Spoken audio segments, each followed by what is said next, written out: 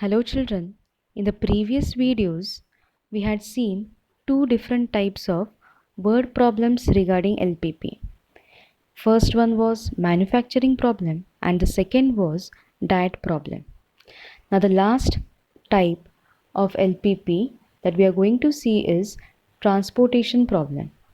In this type, what we do is we determine the transportation schedule in order to find the cheapest way of transporting a product from the given plants or the factories situated at different locations to different markets. Suppose if we have a wholesaler, okay, and they are going to supply to the retailer shop.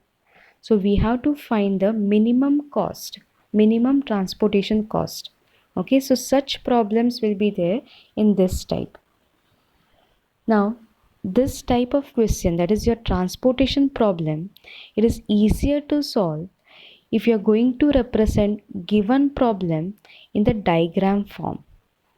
Previous two types what we have done, we have expressed in tabular form. Okay, so now here we are going to do it as a diagrammatic form. The same question we are going to represent in a diagram. So see the first one. First question is, two godowns A and B have grain capacity 100 quintals and 50 quintals.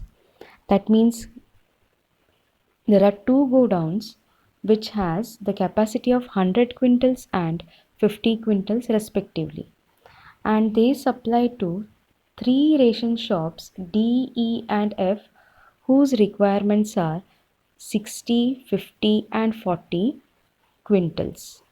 That means in this question, who is the wholesaler? Can we say that the wholesalers are A and B? These are my wholesalers. Okay, and my retailers will be, who are the retailers? D, E and F. They are my retailers. Okay, so this will be doing it as wholesalers. I have to write like this.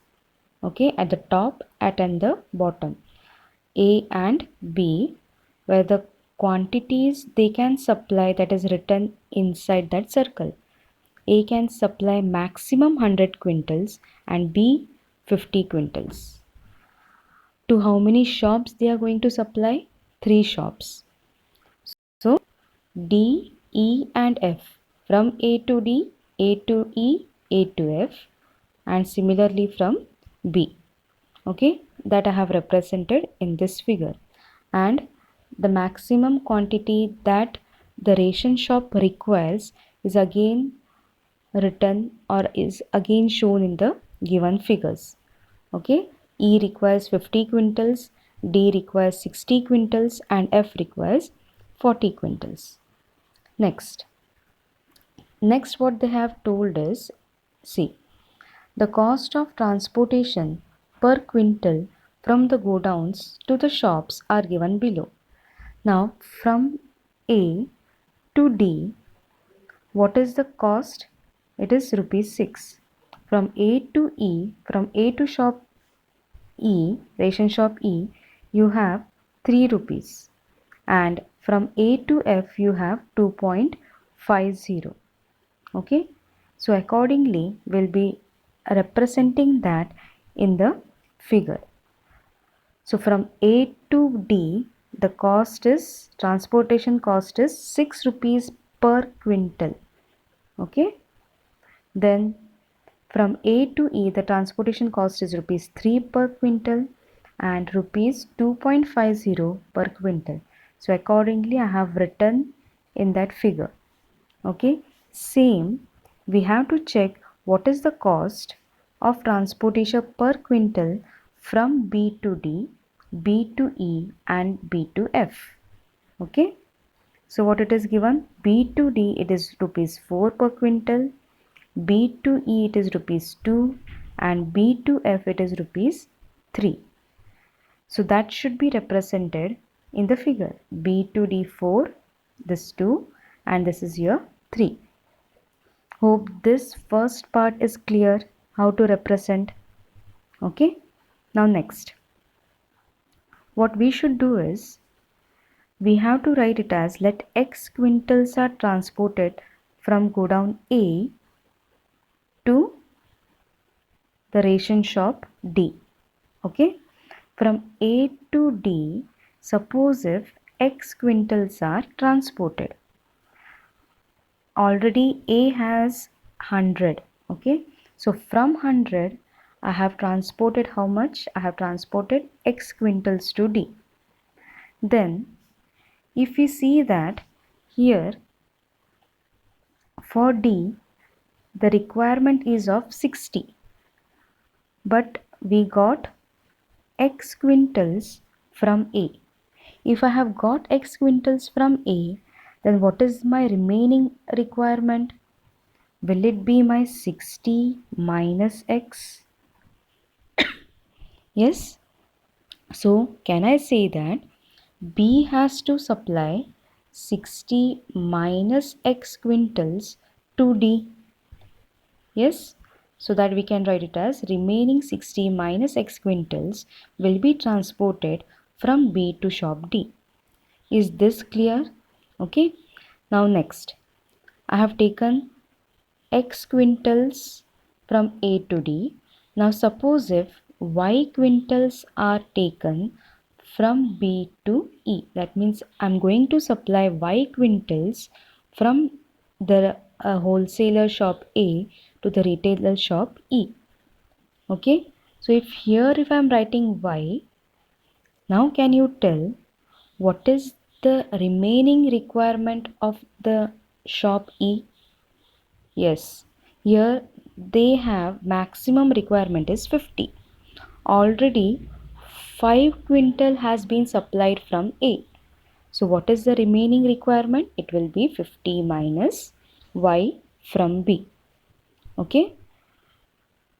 So we can write it as let Y quintals are transported to the shop E from A. Okay.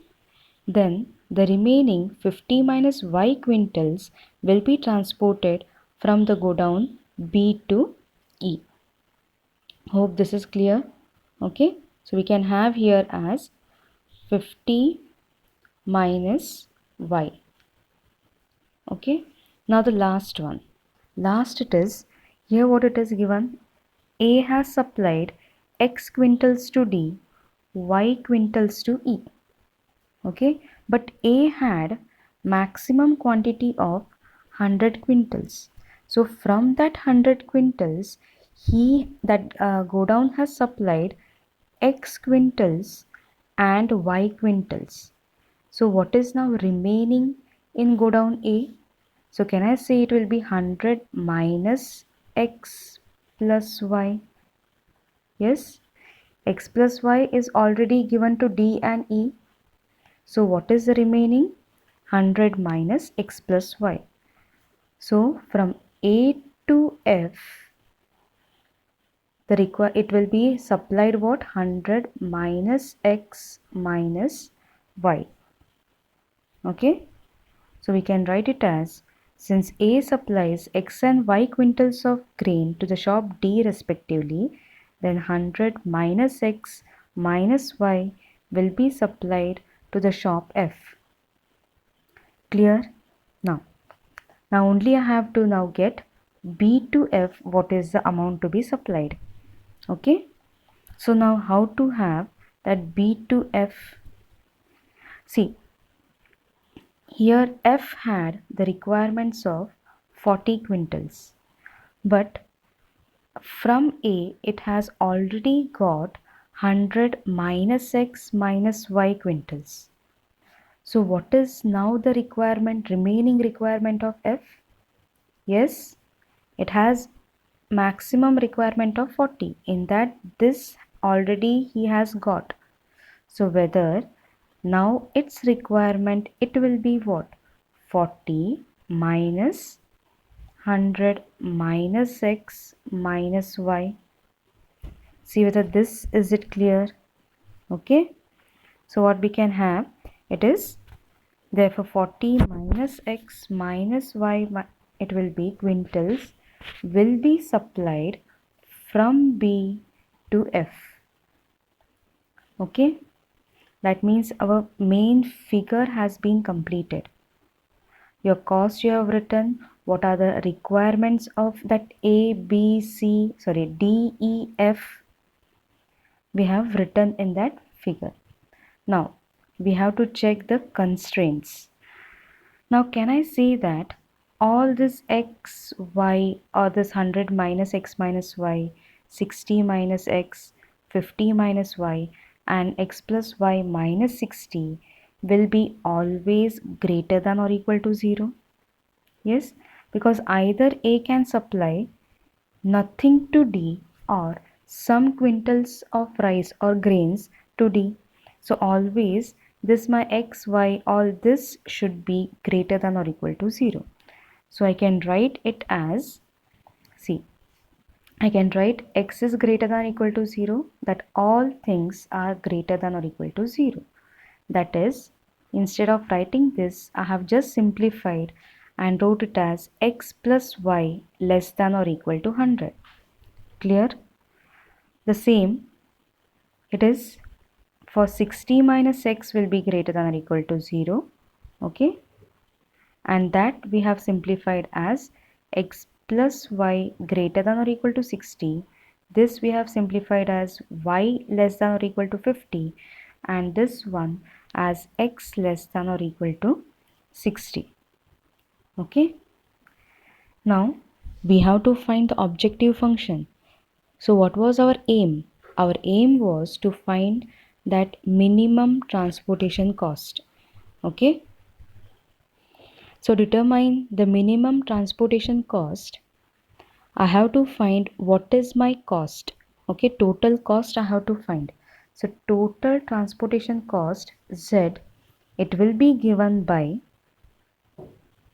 see, whether from A to D it is rupees X per quintal, rupees 6 per quintal. Okay, total it has given X quintals to D. That means the amount required, it will be 6x. Similarly, the amount that is required by A to E, it will be 3y, and another it will be 2.50 into this. Similarly, from B to D, it is 4 into this, 2 into this, and 3 into this part. Okay, so the total cost we'll be having it as, so total transportation cost Z, that is our objective function. It will be that sum of all amount that we have got from that figure. Okay, so after simplifying, I'll get it as Z as 2.5x plus 1.5y plus 410. So I have got my objective function, I have got that constraints. So what is the next? Just formulate it. So it is minimize, what is that objective function, subject to the constraints. Constraints have been given. Okay, so this is the type of your transportation problem. Now what you should do is, I have formulated it, you have to find the solution graphically. Okay, you have to draw the graph, find the feasible region, and see what is the minimum cost. Okay, thank you. Hope this is clear.